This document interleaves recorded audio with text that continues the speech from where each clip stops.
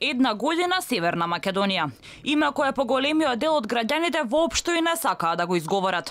На овој ден, точно пред една година, беше одржан референдумот за промената на уставното име на државата.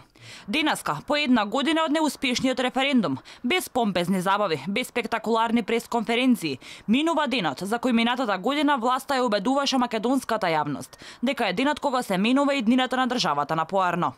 Ако мнозинството од граѓаните на референдумот рекоа да, како што тврди Заев, зошто денеска власта не ја слави победата? Ниту една манифестација од државно-политичкиот врв денеска не на потсети на успехот, за како што го сметаа тогашниот 30 септември. Не и се. Промена на банкнотите, имињата на институциите, учебниците, историјата. Од македонци станавме граѓани на Република Северна Македонија. Стругаме шахти, менуваме плочки на споменици, а знамето од Кутлеше забрането.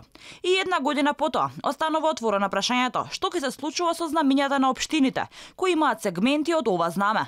Проблематично ќе биде и преговарањето за трговските марки.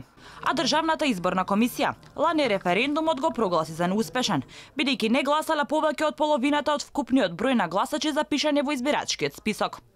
Кои се придобивките од референдумското изјаснување? Една година потоа. Заев денеска одговори, ама откако новинарите го прашаа. Сите бевме свесни зошто е важен овој референдум. Овој референдум и тогаш беше важен и еве после една година констатираме и зошто бил важен. Заради двете најголеми стратешки цели на државата, а тоа е членството во НАТО и почеток на преговори со Европската унија.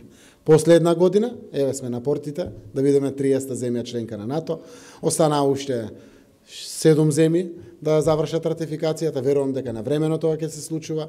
Очите ни се вперени во Шпанија заради изборите кои што се закажани на 10 ноември. Покрај подпишувањето на договорот од Преспа, за дел од државниците на Грција се уште сме Скопје, а за грчките граѓани Фиром или Ронама. А македонските регистарски таблички уште бодат очи на грчките граѓани па редовно ги шараат. Од вкупно 1.806.333 граѓани запишани во избирачкиот список, на референдумот гласаа 666.743 граѓани или 36,91% од вкупниот број на граѓани запишани во избирачкиот список. После неколку различни изјави, власта на крајот пресече референдумот имаше консултативен карактер и владата стави параф на Преспанскиот договор.